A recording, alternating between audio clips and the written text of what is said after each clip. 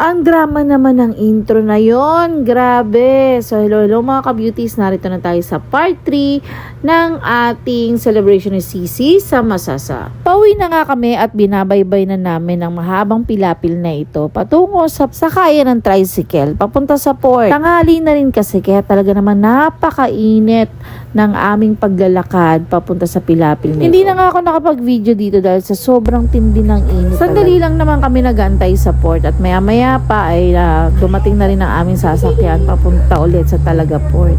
Time to take control of your life.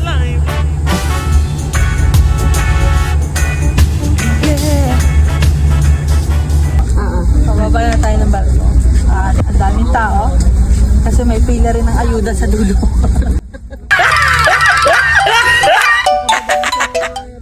Ano na?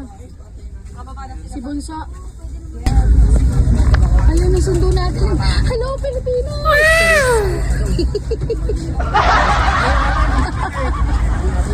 At dahil tanghali na rin ang oras na ito, kami ay naghanap na rin ng aming mga kainan. At dito kay sikat na Esteban namin naisipang kumain. Ay na, happy birthday! Happy birthday to you! Wow! Birthday to you!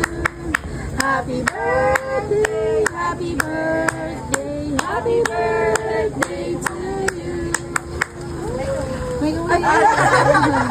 Sorry, may lakaw ko. Inunahan na.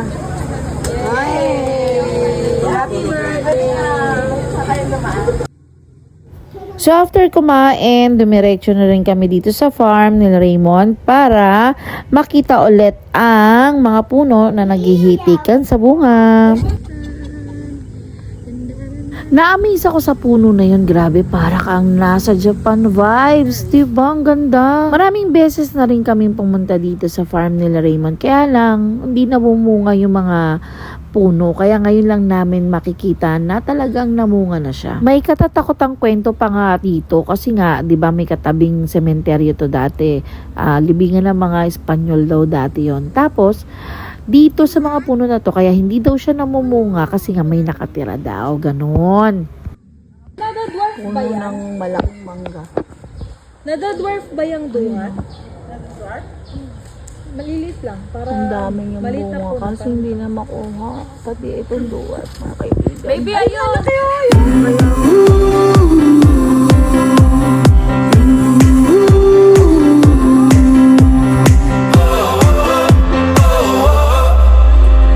Wind is blowing through our hair, the lights are shining everywhere.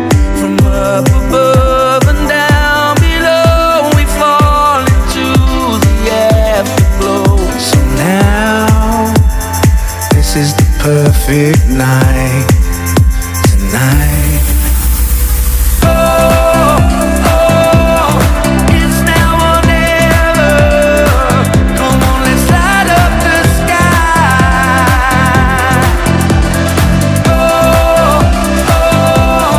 Now we're together. Come on, let's light up the sky. Just you and I.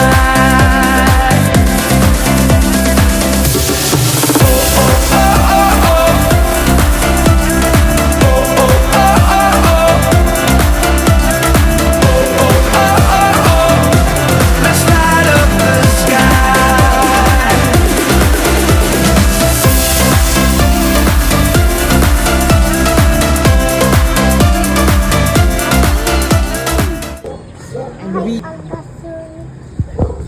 Family!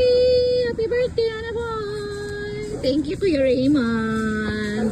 Pauwi na nga kami dito at si Kuya Raymond, ang caretaker nila, Raymond din, katukayo. At sa'yo, Sisi ko, maraming salamat sa buhay na binigay sa'yo ni Lord and we love you so much. At dito na nga po nagtatapos ang birthday celebration ng aking Sisi. God bless us all. Babush!